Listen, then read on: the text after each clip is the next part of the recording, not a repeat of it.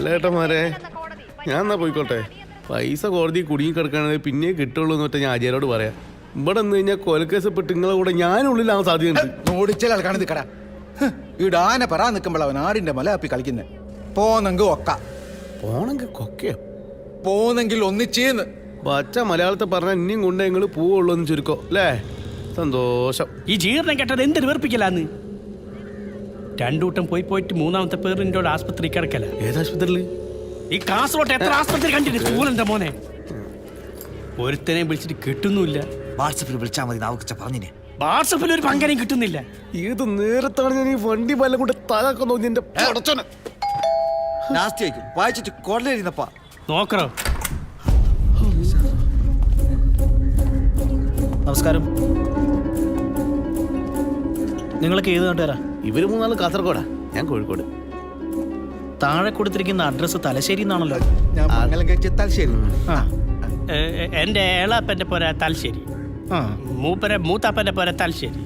ഞങ്ങൾ കാസർഗോഡ് നീടത്തേക്ക് വന്നത് ഒറിജിനൽ തലശ്ശേരി. എപ്പോഴും തലശ്ശേരിയില ഉണ്ടായാലേ.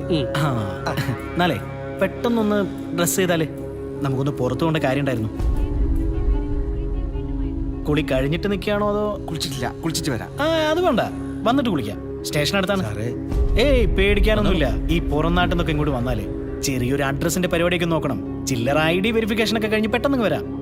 ഡ്രസ് മാറിക്കോ, വരൂ, വാ.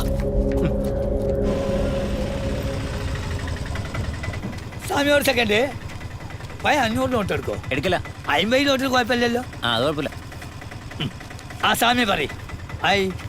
ഞാൻ പുള്ളെടുക്കണ ലോഡിലെത്തീന്. ചന്ദ്രൻ്റെ ഓള് പെറ്റിനി കുഞ്ഞാണ്. അൽഹംദുലില്ലാ.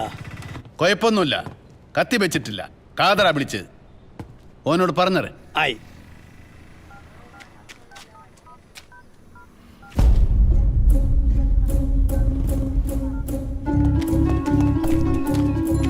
വന്നേ.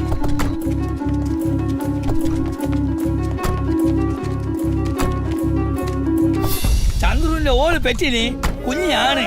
ഓക്കും കുഞ്ഞിക്കും സുഖല്ലേ. ഓനോട് ബേജാറ് സ്റ്റോപ്പ് ആക്കാൻ പറയും.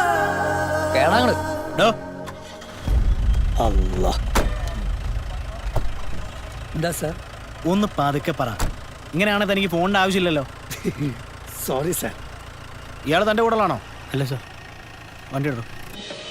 ചന്ദ്രഭാനു വധക്കേസ് അന്വേഷണത്തിൽ നിർണായക വഴിത്തിരിവ്.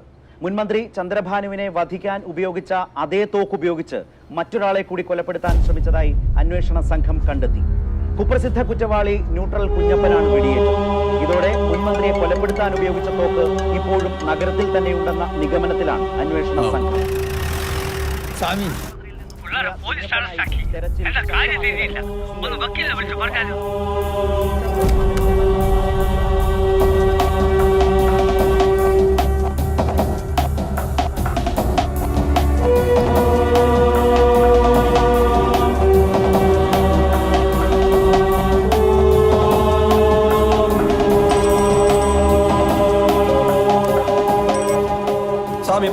ഓനക്ക് മെല്ലെ ബന്ധവസ് ടൈറ്റ് ആക്കണം. അൽക്കുൽസ് എന്തായിക്കോട്ടെ.